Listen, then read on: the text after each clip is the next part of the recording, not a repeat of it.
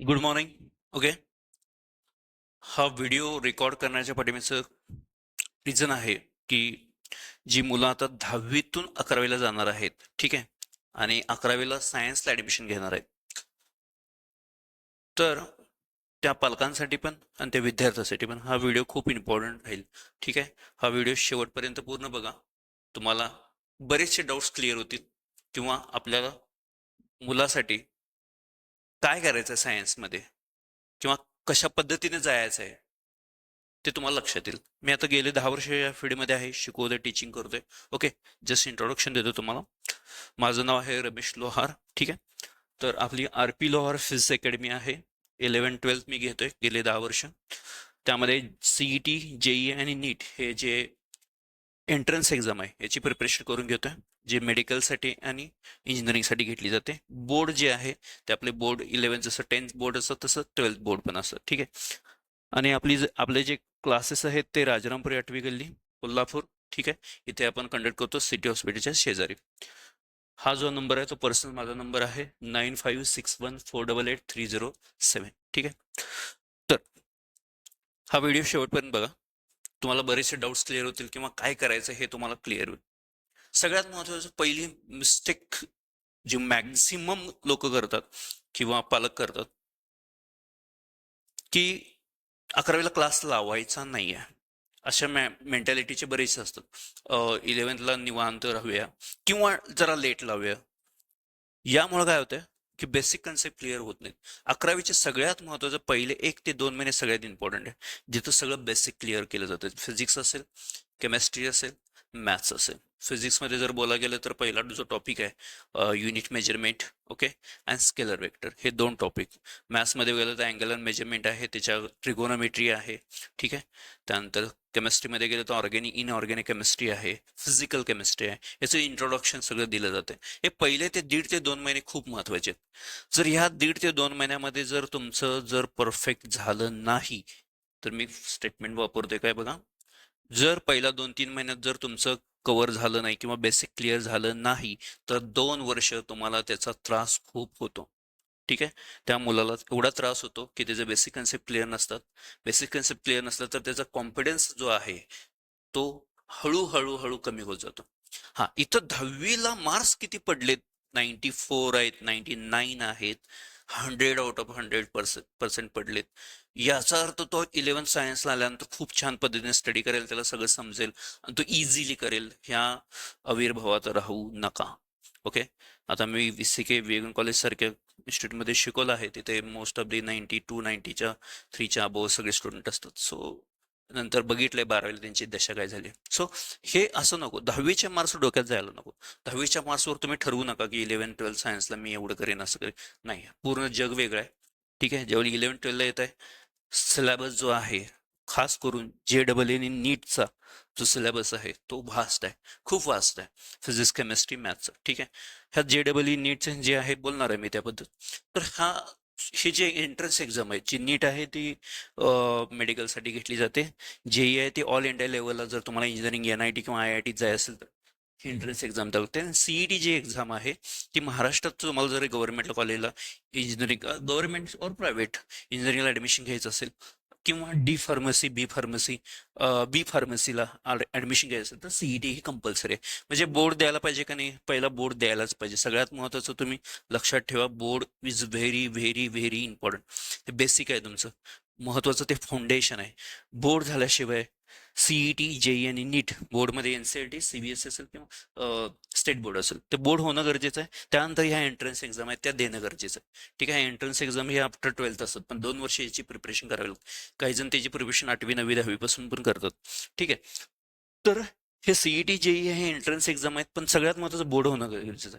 Board जर होत नसेल ना, तर डायरेक्ट MCQ, JEE, नीटचे जे घेतात, आता बऱ्याच इन्स्टिट्यूटमध्ये तुम्ही बघाल नंतर फ्युचरमध्ये, ठीक आहे, लक्षात येईल तुम्हाला की तिथं डायरेक्ट आपल्या मुलाला मोठमोठ्या इन्स्टिट्यूटमध्ये ऍडमिशन घेतलं म्हणजे झालं असं नाही होत.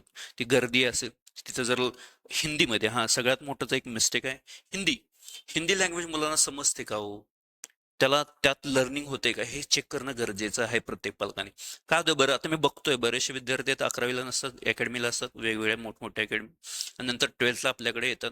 तिथं त्यांचं लँग्वेज बॅरियर राहिलं, असं काही समजत नाही. डायरेक्ट एमसीक्यू घेतलं जातं, डायरेक्ट एनसीईआरटी शिकवलं जातं, काही समजत नाही, त्यांचा बेसच नसतोय. State board to direct NCERT थोडंसं तिथं जो मधला गॅप आहे तो भरून निघत नाही. तुमचं ते झालेलं नसतं, ते बेसिक जे आहे ते क्लिअर झालेलं नसतं. सो मोठमोठे इन्स्टिट्यूट आहेत, हिंदीमध्ये टीचिंग करतात. आपली मदर टंग जर मराठी असेल तर मराठी आणि इंग्लिश हे दोन्ही जिथं शिकवलं जातं त्या इन्स्टिट्यूटमध्ये तुम्हाला ऍडमिशन घेणं गरजेचं आहे. हिंदी बघा बसून की बाबा तुम्हाला ते फ्रिक्वेन्सी मॅच होते का, ते एक गोष्ट आहे. दुसरी काय गोष्ट आहे की सगळ्यात महत्त्वाचं पहिला बोर्ड पण होणं गरजेचं आहे. बेसिकवर सगळ्यात जास्त भर देणं गरजेचं आहे. पहिले महिना 2 महिने जे आहे ते सगळ्यात इम्पॉर्टंट राहतात. तिथं तुमचा कॉन्फिडन्स हळूहळू नंतर वाढत जातो.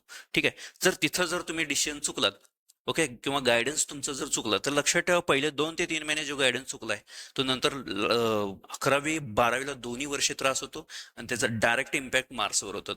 ते एंट्रन्स एक्झाम आहेत आणि जे नीट आहेत, जे ठीक आहे. बरेच जण दुसरी गोष्ट जे बायोवाले आहेत ते बायोवाल्याने लक्षात ठेवा मॅथ्स कंपल्सरी ठेवायचं आहे. या 3-4 सब्जेक्ट आहेत ऍक्च्युअली बघायला गेलं तर, फिजिक्स, केमिस्ट्री, मॅथ्स आणि बायो. ठीक आहे. मोस्ट तो पीसीएम ठेवतात, जे जेई करायचं असतात त्यांच्यासाठी 3 सब्जेक्ट आहेत, फिजिक्स, केमिस्ट्री, मॅथमॅटिक्स. आणि जे नीट करणार त्यांसाठी फिजिक्स, केमिस्ट्री, बायोलॉजी, पीसीबी हे कंपल्सरी. ठीक आहे, कंपल्सरी.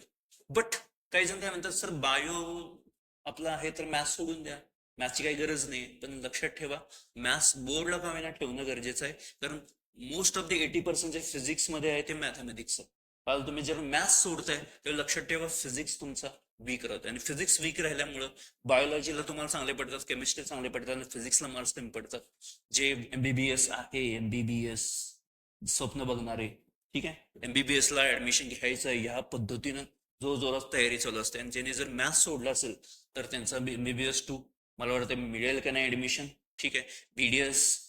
बीडीएस असेल किंवा व्हॅटेनरी असेल, इथं स्कोर लागतो 650, एक अराउंड धरून चाला 650, गव्हर्नमेंट कॉलेज चांगलं कॉलेज ऍडमिशन. तर फिजिक्स याला मी 450 पर्यंत पण आणू शकतो, 300 पर्यंत पण आणू शकतो. ठीक आहे. कारण कॉन्फिडन्स असा विषय की दुसऱ्यातल्या बी सब्जेक्ट मधले मार्क्स कमी आणतो, आणि याचा डायरेक्ट इम्पॅक्ट होतो. ठीक आहे. त्यामुळे तुम्हाला गव्हर्नमेंटला ऍडमिशन मिळत नाही, आणि कॉस्टली विदाऊट रिझन तुम्हाला डोनेशन भरावं लागते, एकमेव maths reason. So maths is compulsory, bio असेल किंवा तुमचं काय असेल, म्हणजे मेडिकल असेल किंवा तुमचं इंजिनिअरिंग असेल, तर मॅथ्स कंपल्सरी ठेवा. इफेक्ट तुम्हाला चांगला होईल, फिजिक्स खूप सोपं जाईल. पण सगळ्यात महत्वाचं 11-12चे पहिले 2 ते 3 महिने खूप महत्वाचे आहेत. हा, काय काय जण 11वीला क्लासच लावत नाहीत, तो विषय सोडून देतील. हा, क्लिअरली हे जे आहे ना, जे जेई सीईटी नीट हे एंट्रन्स एक्झाम आहेत ना, तो विषय तुम्ही सोडून दिलेला बरं आहे. कारण का, हे एंट्रन्स एक्झाम्स आहेत. एंट्रन्सला 2 वर्षाची तयारी लागते, आणि ह्याला जो सिलेबस असतो JEE नीटला असतो तो 11वी आणि 12वी दोन्ही वर्ष असतो. तुम्ही 11thला क्लासेस लावले नसेल तर डायरेक्ट 12th जर आला असेल तर 11thला लक्षात ठेवा 50% तुम्ही ऑलरेडी रेसमधून बाहेर आहात. समजते. सो सीईटी, आता सीईटी साठी लक्षात ठेवा 20% 11वी असतं, आणि 80% काय असतं 12वी असतं. पण तुम्ही म्हणाल सर 80% 12वी आम्ही 12वीला भरपूर अभ्यास करतो, नाही तसं नाही. 11चा सगळा 80% सिलेबस जो आहे तो बरोबर 12thला. मग 11th झालं नाही तर 12th कशी येणार आहे. ठीक आहे. सो 11th जर तुम्ही केलाच नाही किंवा वीक असेल व्हॉट एव्हर रिझन, मग तुम्हाला क्लास चांगला भेटला नसेल, गायडन्स बरोबर भेटला नसेल, तुम्ही अभ्यास केला नसेल, एन्जॉय केला असेल, चुकीच्या ठिकाणी टाइम तुमचा इन्व्हेस्ट केलेला असेल समथिंग, ठीक आहे, या सगळ्या गोष्टीचा इम्पॅक्ट काय होणार आहे, 11वी तुमची वीक राहणार आहे, आणि 11वी वीक राहिल्यामुळे तुमची काय होणार आहे, ऑटोमॅटिक 12वी पण काय होणार आहे, वीक राहणार आहे. समजते. So 11th is very very important. Okay. आणि 11th इज व्हेरी म्हणजे कितीतरी पटीत तुम्ही जर 11thला जर फोकसच नाही केला, 12thच केला, तर रिझल्ट उलटेच येणार आहेत. ओके. सो 11th खूप महत्वाचे आहे ऍज कम्पेअर टू 12th, हे सगळ्या पालकांनी लक्षात ठेवा. सो इथं डिसिजन चुकणे म्हणजे याचा इम्पॅक्ट मोठा होतो.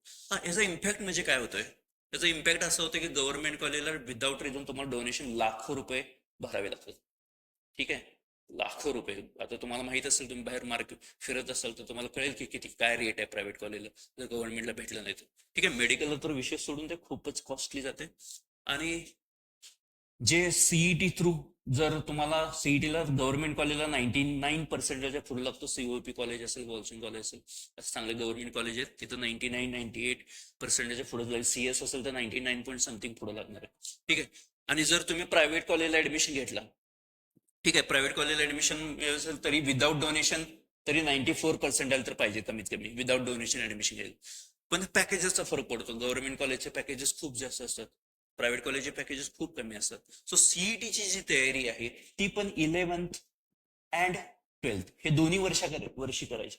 फक्त 12वीला करायची नाही, 11वी 12वी. काही इन्स्टिट्यूटमध्ये फक्त 12वीला शेवटच्या महिन्यात क्रॅश कोर्स घेतलं जातं आणि त्यामध्ये ते 11वी 12वीचं सगळं संपवलं होतं एका महिन्यात. ते कसं घेतलं जातं आणि कसे शिकवलं जातं आणि कसं शिकतात यावर माझा खूप मोठा क्वेश्चन मार्क आहे. 48 टॉपिक आणि 11वीचे बघितले ते ऑलमोस्ट 7-7-14 पण 21-20 टॉपिक, म्हणजे 60 टॉपिक ते 30 दिवसात कसे कव्हर करतात, म्हणजे पर डे 2 टॉपिक किती एमसीक्यू होणार आय डोंट नो, ते काय आपल्याला माहित नाही. सो घेणारे घेतात, करणारे करतात. पण ते स्ट्रॅटेजीमुळे मला कधीच चांगलं ऍडमिशन ठिकाणी ऍडमिशन भेटत नाही. सो गव्हर्नमेंटला भेटतच नाही सोडा, प्रायव्हेटला पण डोनेशन भरून भरत. सो डोनेशनला पण सीएसला डोनेशन खूप जास्त, 5 ते 6 लाख रुपये डोनेशन कमीत कमी आहे प्रायव्हेट कॉलेज, जर तुम्हाला चांगलं ऍडमिशन मिळालं. सो पुढे 12वी नंतर हे जे कॉस्टिंग कमी करायचं असतील किंवा यामध्ये आपल्याला पडायचं तसं डायरेक्ट चांगल्या ठिकाणी ऍडमिशन घ्यायचं असेल तर 11th तुम्हाला 11वी आणि 12वी ह्या दोन्ही वर्षी तुम्हाला फोकस करावा लागणार आहे. फक्त 11वी नाही, फक्त 12वी नाही, दोन्ही वर्षी ते पण पहिल्यापासून फोकस करायला लागणार. समजते. सगळ्यात महत्वाचं पहिला बोर्ड होणं गरजेचं आहे. जे नाटा करतात, जे आर्किटेक्टला जाणार आहेत त्यांच्यासाठी पण बोर्ड होणं गरजेचं आहे. जेई करतात बोर्ड होणं गरजेचं आहे. नीट असेल, व्हॉट एव्हर काही असेल तर पहिला बोर्ड होणं गरजेचं आहे. त्यानंतर सीईटीचे एमसीक्यू असेल, जेई असेल, नीट असेल, याची एनसीडी सिलेबस थ्रू तुम्ही ते एमसीक्यू कव्हर करणार. डायरेक्ट एमसीक्यू केलं तर तुम्हाला काही कळणार नाही. ठीक आहे, खूपच अडचणी. हे पालकांनी पण विद्यार्थी पण लक्षात ठेव. ओके, हा व्हिडिओ बघा टोटल, म्हणजे तुम्हाला नंतर लक्षात येईल याची गोष्टी मी जे बोलतोय त्यात किती तथ्य आहे. त्यानंतर ठीक आहे, मग आता आपण काय करतोय, आपण फिजिक्स घेतोय. मी स्वतः फिजिक्स घेतोय राजानपुरीमध्ये. ठीक आहे, स्पेशल आपले क्लासेस आहेत फिजिक्सचे. त्यामध्ये मी वर्षभर 11वी 12वी 11th 12th, ओके, JEE, नीट आणि सीईटी. ठीक आहे. आता हे जर JEE नीट असेल तर पहिल्यापासून माझ्याकडे JEE नीट साठी ऍडमिशन घेतलं असेल तर हे पहिला ह्याचं बेसिक असेल, थेरी असेल आणि मग एमसीक्यू. बेसिक घेऊन थेरी घेऊन मग एमसीक्यू घेणार. त्यामुळे त्या मुलाला त्रास होणार नाही, सगळ्या गोष्टी कळतील. 2 ते 1.5 महिने त्याचं बेसिक सगळं क्लिअर करून घ्यावं लागेल. समजतंय. त्यानंतर सीईटीचे असेल त्यांचं पहिलं, सगळ्यात महत्त्वाचं पहिला बोर्ड घेतोय मी. बोर्ड घेऊनच या जेई नीट आणि सीईटी असेल या एंट्रन्स एक्झामची प्रिपरेशन करून घेतो. ठीक आहे. आपला डेली होमवर्क असतो, डेली होमवर्क करून घेतला होतो. दुसरी गोष्ट, आपल्या मुलाला कुठल्याचा गर्दीचा भाग होऊ नये याची पण सगळ्या पालकांनी काळजी घ्यावी. काय होतंय, गर्दीत गर्दीत जाऊन बसलेला आहात स्टुडंट, आपल्या मुलाला फोकस केलं जाते किंवा इंडिव्हिज्युअली लक्ष दिलं जाते की याचे पण तुम्ही थोडंसं बघणं गरजेचं आहे. ओके, अदरवाईज काय होईल, तो गर्दीचा भाग बनेल, गर्दीत बसेल, गर्दीतून उठून येईल. ओके, असं पण नाही चालणार. तिथे इंडिव्हिज्युअल लक्ष पण देणं गरजेचं आहे त्या इन्स्टिट्यूटमध्ये. ओके, मोठमोठे इन्स्टिट्यूट बघून तुम्ही ऍडमिशन घेऊ नका. तुमच्या पर्सनल अटेन्शन मिळते का हे महत्वाचं आहे. इन्स्टिट्यूट मोठी आहे पण आपल्या मुलाला चांगलं कळतंय नाही कळतंय याची दक्षता घ्या तुम्ही. अदरवाईज नाही तर तुम्हाला सगळे हे जे कॉस्ट 12वी नंतर भरावे लागतात, डबल टिबल, आणि चांगल्या ठिकाणी ऍडमिशन पण नाही मिळणार. सो सुरुवातीला पालकांनी या सगळ्या गोष्टीची काळजी घेऊनच कुठल्याही ऍडव्हर्टाईजला न भाळता, ठीक आहे, त्या ठिकाणी प्रॉपर होतंय का, करून घेतलंय जाते का, हे सगळंच करून मग तुम्ही ऍडमिशन घेणं गरजेचं आहे. ठीक आहे. सो आपल्याकडे बोर्ड, थेरी, सीईटी, जेई नीट चांगल्या पद्धतीने घेतोय. ठीक आहे. त्याचं 1 to 1 आपल्याकडे लक्ष असतं. स्पेशल त्यासाठीच क्लासेस असतात की जे बाबा आपल्या मुलाकडे इंडिव्हिज्युअली लक्ष दिलं जातं की नाही याचं तुम्हाला रेकॉर्ड पण वर्षभर मिळेल. ठीक आहे, समजते. आणि काउन्सिलिंग हवं असेल आणि काय जर तुमचे डाऊट्स असेल तर तुम्ही त्या इन्स्टिट्यूटला भेट द्या. आपले जे क्लासेस आहेत ते 11वीचे क्लासेस 10 एप्रिलला स्टार्ट होतात. ठीक आहे, 10 एप्रिलला स्टार्ट होतात. 10 एप्रिलला आपण एक 15-20 दिवस किंवा महिनाभर आपण सगळं बेसिक क्लिअर करून घेतलं जातं. त्यानंतर मग डायरेक्ट सिलेबस स्टार्ट होतो. ठीक आहे, रिझल्ट लागायच्या अगोदर आपले क्लासेस स्टार्ट होतो. सो दॅट्स वाय तुम्ही याच्याकडे थोडंसं गांभीर्यानं बघितलं तर हरकत नाही. आणि 11th लक्षात ठेवा, 11th 12th हे दोन्ही वर्ष खूप इम्पॉर्टंट आहे. लाईटली 11th घेऊ नका, अदरवाईज 12thला खूप त्रास होण्याची शक्यता आहे. ठीक आहे. आणि काही प्रॉब्लेम जर असल्यास या नंबरवर तुम्ही कॉल करून मला भेटायला येऊ शकता. 956148 रिझल्ट हा नंबर आहे, कॉल करा, भेटायला या. ओके, 10 एप्रिलच्या अगोदर आपले ॲडमिशन स्टार्ट होत आहेत. ओके, त्याच्या अगोदर सगळे ॲडमिशन्स करा. त्यानंतर तुम्ही डायरेक्ट 10 एप्रिल आला तर चालेल, तिथून लेक्चर्स आपले सगळे स्टार्ट होतील. ठीक आहे. आणि काही क्वेरीज असतील तर तुम्ही डायरेक्ट मला कॉल केला तरी चालेल. ठीक आहे. धन्यवाद.